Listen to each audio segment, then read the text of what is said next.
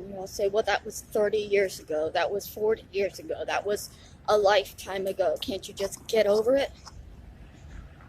I'm trying. PTSD isn't that easy to just get over. And I know that y'all don't want to accept that I have PTSD. I do. My grandmother also spoke a lot about her childhood. She was in her 80s, still sitting around talking about things that happened when she was 10. Now, why? Why would she do that?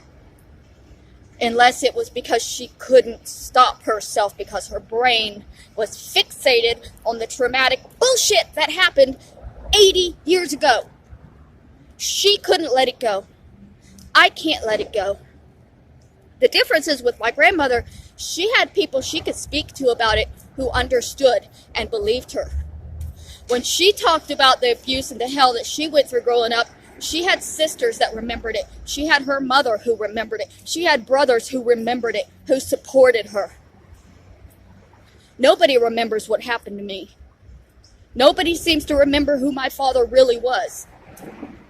You've got my aunt. You know, everything that happened to me might have happened 20 years ago, but just last year, my own blood aunt was on YouTube telling people that her schizophrenic niece is really just lazy and spoiled. They knew that I was mentally ill when I was a child. They knew that I had schizophrenic tendencies when I was a child. And they ignored it and denied it, and still, to this day, they are still blaming it on laziness and spoiledness. And not being able to comprehend at all what I'm actually dealing with. And yes, it matters. It matters that they deny it. It matters that they act like they don't remember. It matters to me that I'm the only one that has these memories, that knows the truth. And my own family, as long as they just keep denying, they never have to be accountable for anything. You know, y'all like to tell me that this will all stop if I'm honest. I've been honest. And y'all say that I have no accountability for the murder that I didn't commit. I take no accountability for a murder that somebody else committed.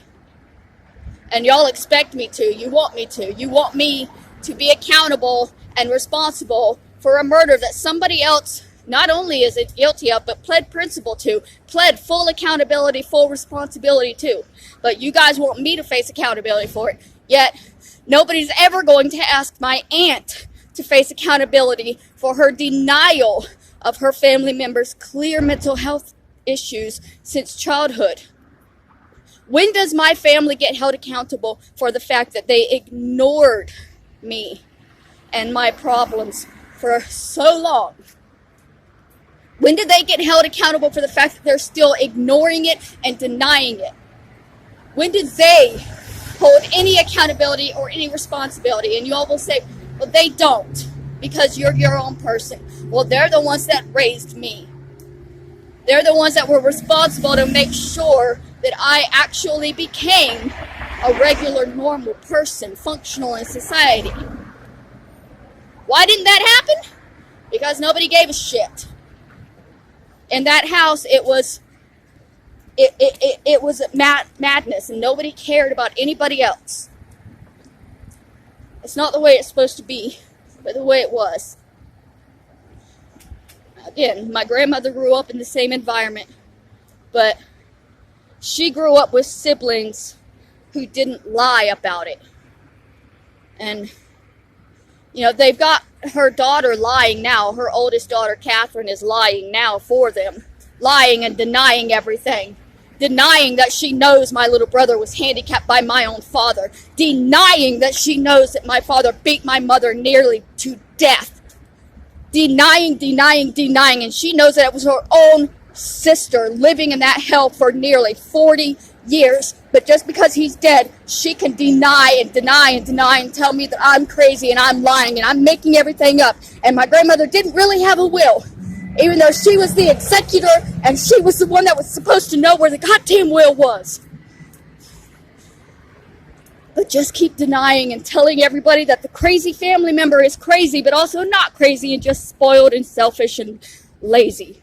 Even though doctors have diagnosed me and given me medication, my own fucking family will never see me as anything but spoiled and lazy because they can't understand that schizophrenia or bipolar or post-traumatic stress disorder are real.